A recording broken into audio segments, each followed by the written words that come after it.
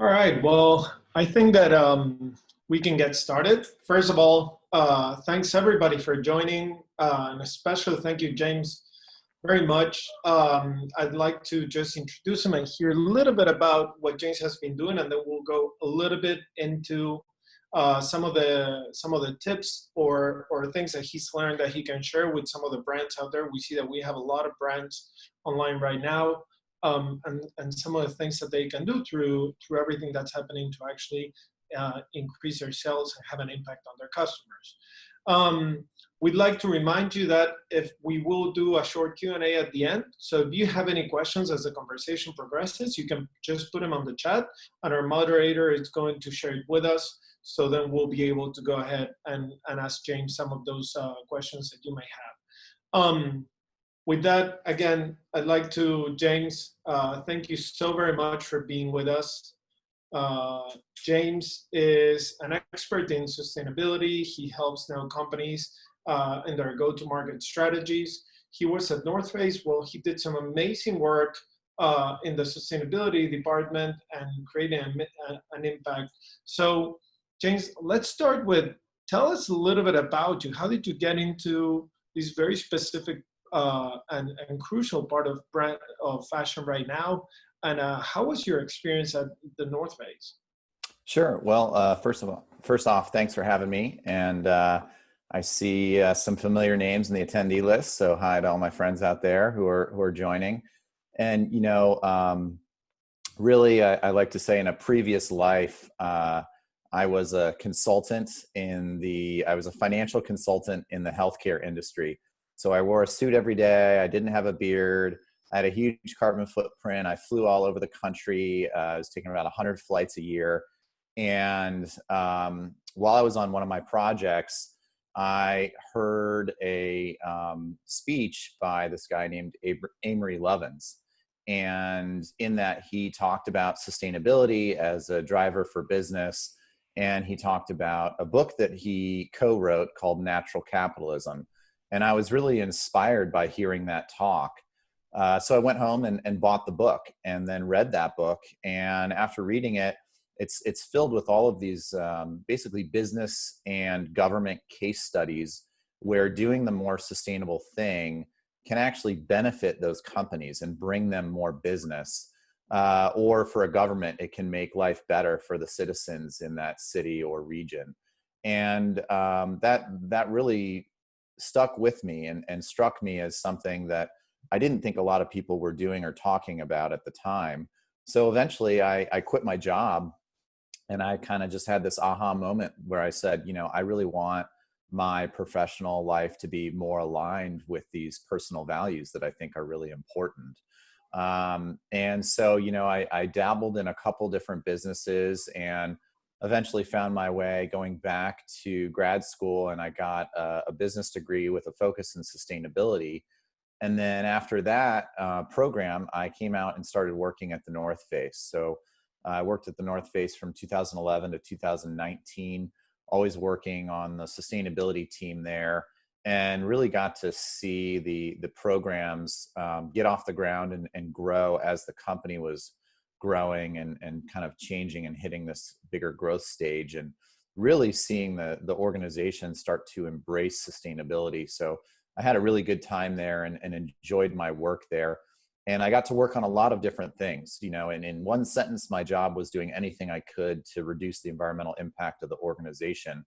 But a lot of that eventually was focused on the product and materials side, because that's just where we could drive the most impact. But it also was doing things like employee engagement. And we had a great employee base there.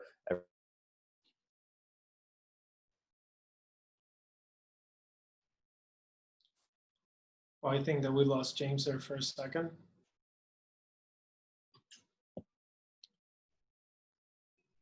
It was a little harder to make, but I think it's possible. James, sorry, we lost you there for a second. You were telling us about employee engagement programs that you were working on at the North Face, and we lost you there. Well, I was just saying that I was lucky at the North Face that people were pretty outdoorsy, so it was easy to make that connection of why it's important to protect the outdoors. And some of the more fashion-oriented brands that might be on this webinar that might be a little harder to make that connection, but I think there's other ways that you can do that, and clearly other reasons why you should think it's important to take sustainability into account and take your impact on the environment into account as a business. So let's dive into that a little bit. First of all, I'd love to hear about why the change and what you're doing right now, why you decided to leave the North Face, but also what are some of the key aspects or the key actions that you think a brand could do right now to start becoming more sustainable, and also to use that to connect with their customers and to create some sales? Okay, so I'll try to go through all of those. So in terms of leaving the North Face, it was actually just circumstances. They decided to relocate their office from the San Francisco Bay Area to Denver. And so it was a bittersweet departure. I really liked all the people I worked with, and I really liked the program. But my wife and I decided that Denver wasn't for us. We really love the Bay Area. And part of the reason that we love it so much is you can be in kind of this big city metropolitan environment, but have access to the outdoors to be able to go enjoy outside so easily. So we decided to stay here. In terms of what companies can do now, taking into account COVID, I think there's a couple different things. One is just looking at your business model. I think businesses pivoting is kind of a key term these days. Mostly you see that in kind of the restaurant industry, but the retail industry is being slammed pretty hard too. So, one of the things, if you're a larger company and you're having disruption in your supply chain, maybe it's time to reevaluate your supply chain, maybe a more regional supply chain, one that's more localized, one that's not as complex. It's time to think about that and simplify that and maybe produce your product more regionally. The other is thinking about your overall business model that ties into having that complex supply chain. There's going to be a lot of fabric that is kind of left over because of lower sales in this quarter and probably through the end of the year. So how can you take advantage of that? Maybe there's other companies that have given up on that fabric and you can use it and turn it into something. So I think there's an opportunity there as well. And then just in terms of, how COVID has affected things, I think it's really shown people that nature always wins. And if we don't pay attention to nature, things like this are going to happen and rear up and show their face. And so this is related to a pandemic, but I think it actually is a little bit telling of what would happen if we don't continue to address climate change. And so, when nature rears its head there, it's going to be a lot worse and a lot more disruptive for the economy and for people in general. So companies that aren't realizing how important it is to think about their carbon footprint and address climate change in this process are kind of missing the message, in my opinion. And I like the way that you're looking at it, that you're thinking of sustainability, but also thinking of the business. You're talking about, hey, COVID actually puts us in a great position to go local, start working closer to home, reducing the carbon footprint. But also, you mentioned something that I haven't heard a lot of people talk about, which is there are a lot of leftover fabrics that you could actually take advantage of. A lot of the large brands have already said that they were going to be skipping their next collection coming out, which means, to your point, that there's a huge opportunity, especially for small brands that probably don't have all these stock just laying around that they produce, let's say, day by day. Do you have any thoughts on what could a brand do to actually, when this webinar is over, where can they go find those sources? Any thoughts on that? I don't have a specific resource on that. I do know some companies that are actually looking to do that, to create a database of that type of information for people. I think one thing you can do is ask your current suppliers and say, hey, do you guys have excess inventory from other brands that they're trying to walk away from? Maybe they'd be willing to sell it to you at a discount. And if that helps keep it out of the landfill, then that's a win-win. So just talking to your own supply chain, I'd say, is a great place to start. And then, I've heard this from just keeping in touch with people I know in the industry, and a couple different people have mentioned it to me. So, reach out to just your general contacts in the industry. And If I do find a specific resource, I'm happy to send it back to you guys, and we can share it to the attendee list for this webinar.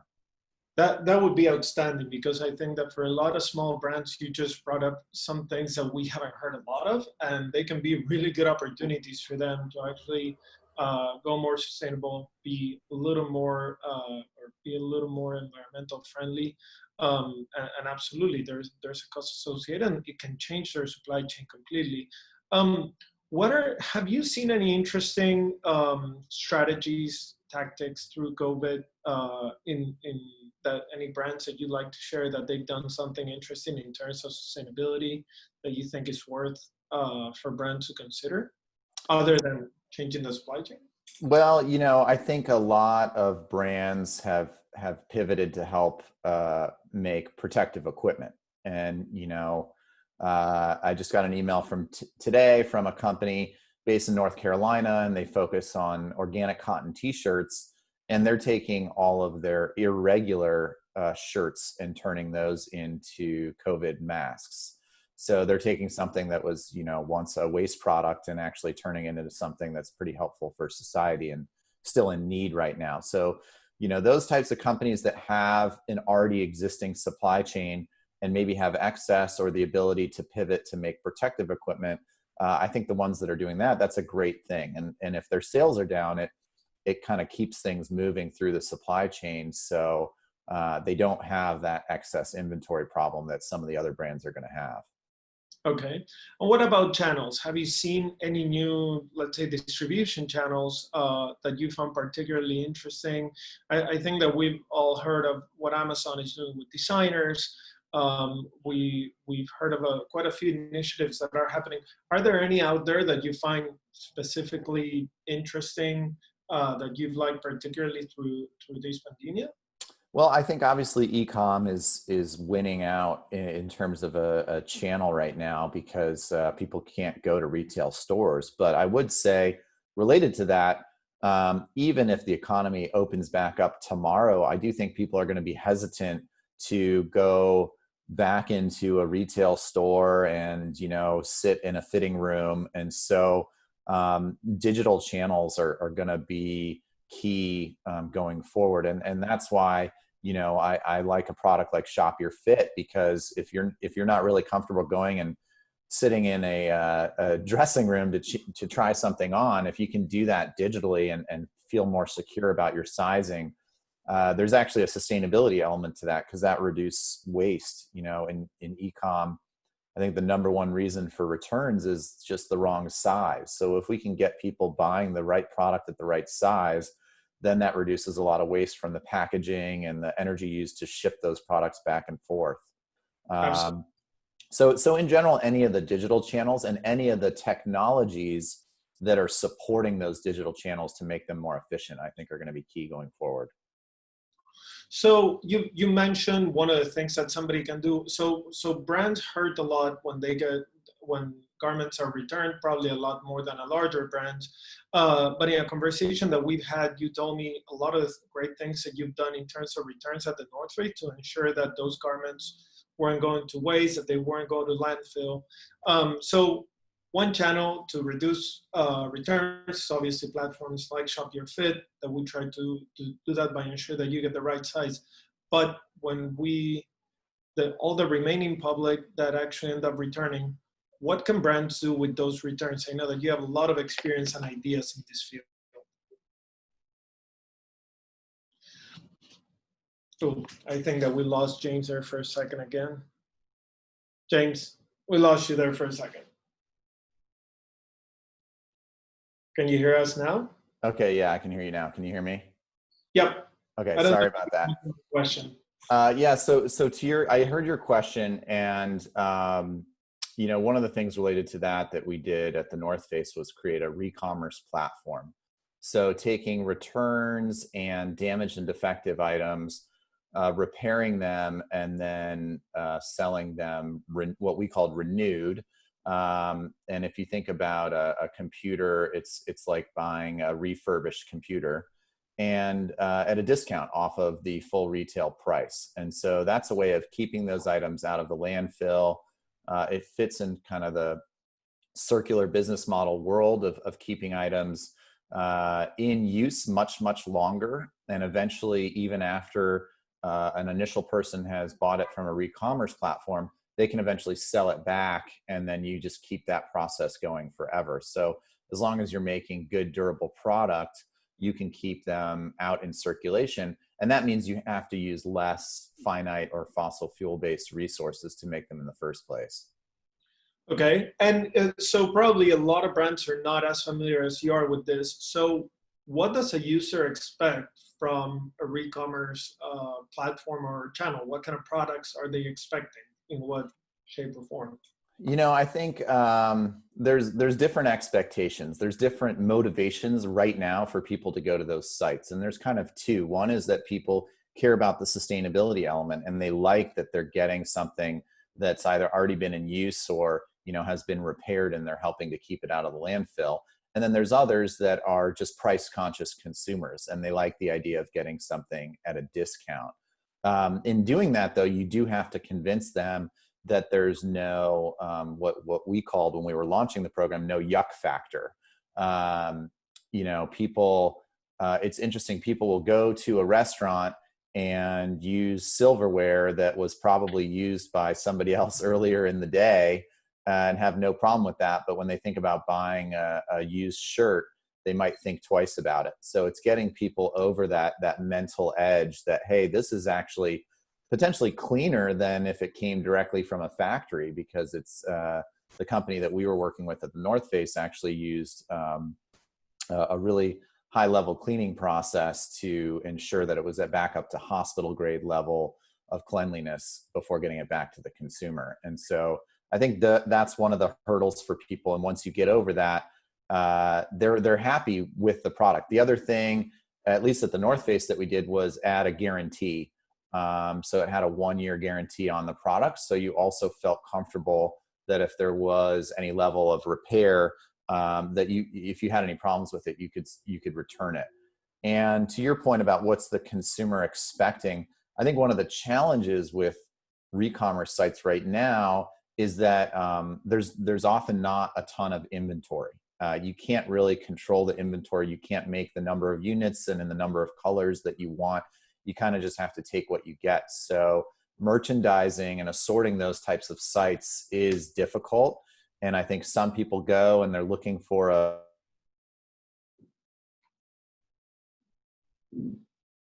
We keep losing James at the best part when he's about to tell something really crucial, it seems like. Let's give it one more second. James, sorry, we lost you for a second. You were telling us the best part of what customers were expecting, and we lost you. Oh, okay. Well, I think one of the things they're expecting is that what was I saying? Did you guys hear me talk about returns and proper fit? No. Okay, so one is just thinking about that they have the inventory available of what they're looking for. So they go there and they're looking for a jacket in medium that's blue, and they can't find that inventory. And so that's going to be a struggle for these types of programs until the inventory gets built up over time. Okay. Are there platforms out there, because if you're a small brand and you have returns, they're really hurting your P&L, but you potentially don't have the stock to actually create that entire channel, that entire re-commerce platform. Are there re-commerce platforms out there that they can put their products on? Yeah, there are some out there that you can use, and they kind of aggregate across multiple brands. REI is doing that as a retailer that services multiple brands, or a wholesaler for multiple brands. And so if you go on their site, you can actually look at a lot of different brands. And the company that we worked with at the North Face is called the Renewal Workshop, and they have their own site as well, where they have multiple brands on their site. And then the North Face one, if you want to check that one out, it's just the northfacerenewed.com, but that is just the one brand on that site. Okay, but if you are a small brand and you have a few items that got returned to you, the Renewal Workshop or REI are probably good sources to start to see that you can have your products on there. Yeah, potentially. Okay, outstanding. James, I want to see if people have a few questions before we finish, but I'd love to hear, are there any final thoughts that you may have on what brands can do? I think that we have some amazing takeaways. Some of the things that I got is, hey, go local. Right now, there's a lot of things that this environment has created that you can do in your community, that you can actually bring your production closer to home. And there are leftover fabrics from a lot of brands that are skipping collections altogether. Take advantage of those. You can really reduce your cost. You can create an impact. You can become more sustainable while actually creating a brand that it's more value conscious as well. Also, the re-commerce platform, I think that it's a great idea. We know firsthand that brands that we talk to, that they have 40% of their clothes returned, and in a lot of cases, they don't have the manpower or know what to do with it because they're small brands. So the re-commerce environment is something we talked about REI and the Renewal Workshop. And I think that you've mentioned the guarantee that the North Face was providing to those users as one thing that they should consider. And also, obviously, that it's the right shape, otherwise they're gonna keep returning it. So that was a little bit of my summary, which I think are great takeaways for brands. Any other final thoughts maybe on things that brands can do through this pandemic? Well, I guess the last thing I would say is that if brands are starting to understand the importance of sustainability, then they need to make sure that they really are open and honest as they address these issues as a brand. If it's just greenwashing, which means they're kind of just saying things but not really believing it, in my experience, that comes across to the consumer. So you really have to think about how you change everything internally as well as externally when you're selling to your consumer, and make a holistic change and really think about what is your purpose as a brand and how can you bring that out in an authentic manner to your customers, because they're going to appreciate that. And some of the consumer insights research that we did, the best way to talk about sustainability to consumers is in a way that actually makes them feel like they're empowered in their decision making. So they think that by making the decision to buy from your brand, they're actually being part of the solution. So you got to help them think that in the process of selling your product to them.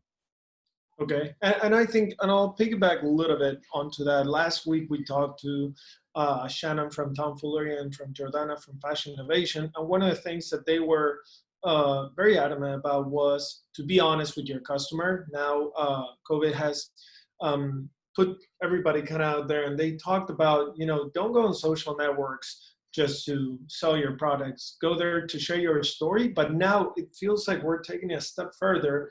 Shannon was saying that now she's not only sharing her story, but she's sharing when she's having a good day and things are going well, but she's also sharing with her customers when things are not going as great. And she's been getting amazing feedback, and she's been, it's become a lot more real to her customers because they can relate. So I think that for those of you who weren't on the webinar last week, that is one of the best takeaways that I heard from both our speakers from them.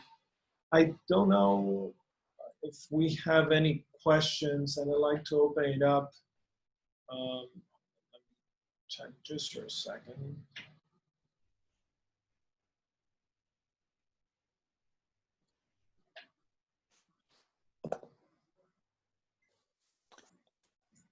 Well, while you're looking that up, I'll just add that, in terms of what you just said, I've noticed over time, and we actually had some data to prove it, that when you're doing your social media messaging, actually the messaging that focuses on sustainability and often doesn't even feature specific product, but just talks about your brand in general, had the highest level of engagement from consumers, because they didn't feel like they were being sold to the entire time. Okay, interesting. That is actually a very, very good takeaway. So I don't think that we have any questions. We'll just give you one more second.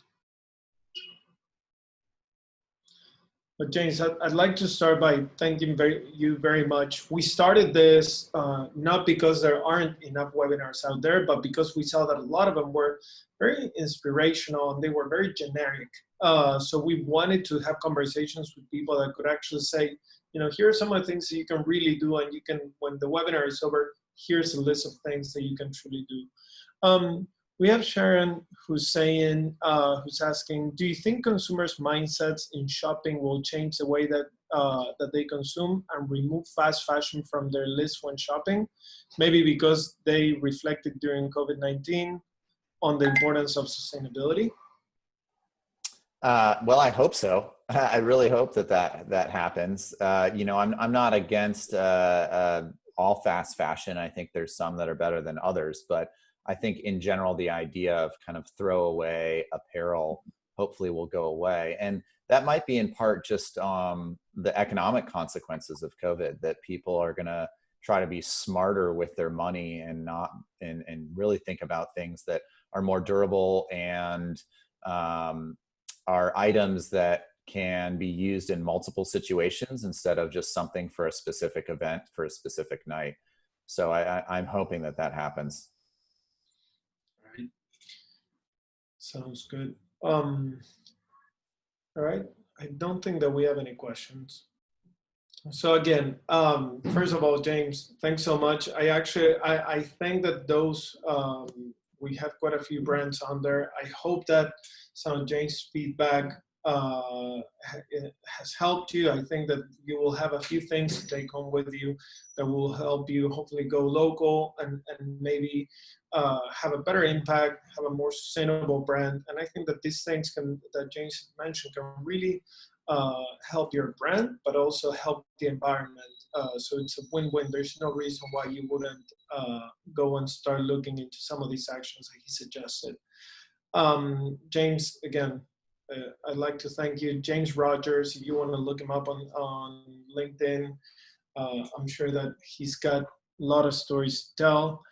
Okay, we have one more question that they're saying they're coming in slowly. They're shy, but slowly. So they're saying there's clearly a need for education around sustainability. What's the best way to do it in your opinion? Well, I'm not sure if that's referring to educating the consumer or for brands themselves to get educated on sustainability.